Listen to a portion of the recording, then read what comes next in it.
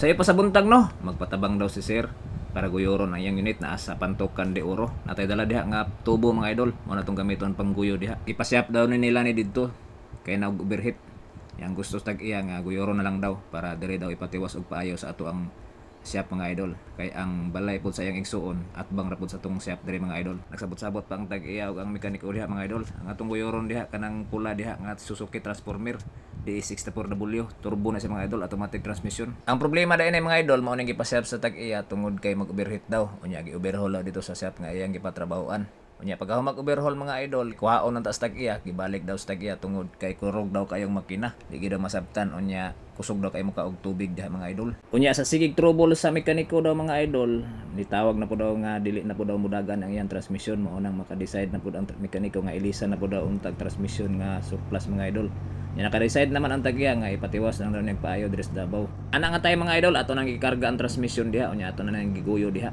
Kita na to diha nga 50 kph sa tong dagan diha mga idol, hinahinay ra ta diha kay naguyod man ta diha mga idol. Ug sa taas-taas na tong nga biyahe diha mga idol no, ato na din nang gitanggal diha ang radiator mga idol. Kita na to diha mga idol nga perte na yung hugawa, murag yung tsokolate diha mga idol. Ato na siyang paserbisingan, palimpyuhan na to diha mga idol. Mao ni siya hinungdan nganong kusog mukaon og tubig ug mo-overheat gud siya mga idol. Ug pagkahumang nalimpyuhan ang radiator, nataon na to na diha ug nataon na po na to ang transmission diha mga idol. Ato na din ang testingan diha paandar. 4, 5. Balik ka po ka. Kita na to diha mga idol no, nga napoy problema ayang starter, magsigirag siyag pitik-pitik usa sa mo andar mga idol.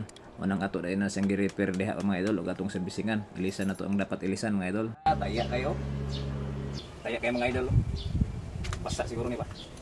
Ato nang limpyuhan diha mga idol ug mag-ilis pud tag starter solenoid. Ug pagkahumang na ilisan og starter solenoid ug nahuman na tog limpyo paandar na ta. Kay nagtaas na pud itong video mga idol, wa na poy mo tanaw ani. Sige start. Andar siya dayo mga idol. Okay na ta sa starter mga idol no. Atong i-check diha ang transmission mga idol. Di mo dagan ang yang automatic transmission mga idol. Wala gid siya mga idol. Kadita, wagi ro. Wagi reaction.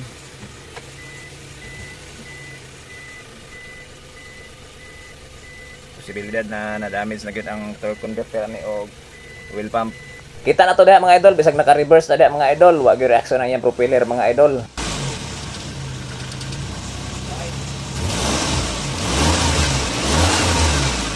Og sa drive mga idol, wa gyud reaction diha mga idol, og di na ta maglangan kay wala pa mo tanawa ani. At ilis lang gid ang transmission diha buo. Ilis na lang kog transmission mga idol kay wala man tay pisa-pisa ani. Torque converter og oil pump. Pero wa man tay pisa-pisa ani mga idol, mangita ra tag buba na pod ani nga lain na pod para masalpak-salpak na to ni. Ilis na lang mi og buo nga transmission bago ra may nahuman mga idol.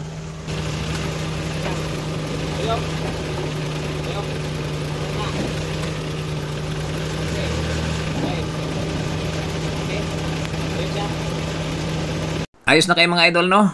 Atong gihimuan ni mga idol, nag-ilis ta og buo nga transmission og nakakulan ta diha og nag-ilis na pud ta diha og radiator cap og nag-ilis pud ta starter solenoid og nagpalimpyo ta og radiator diha mga idol tungod kay kusog mukaon og tubig og mo-overheat gud sa mga idol. Unya gamay nga setup sa makina mga idol kay bagong overhaul man unya mga liking-liking ginagmay sa mga hoses diha mga idol, mao nang ako na lang pong gi-fix mga idol. Wala na ko na videohan mga idol tungod kay nagkataas na akong video. Ayos na kayo mga idol no, nidagan na gid siya. Nya ako nang gi-update ang tag-ani, wala na day problema. Okay na daw kayo, di na daw mo ka og tubig mga idol. Ayos na po daw kayong andar sa makina. Ngiting satisfied na po si sir mga idol. Sundi ko niyo mga idol, dagan pa ni.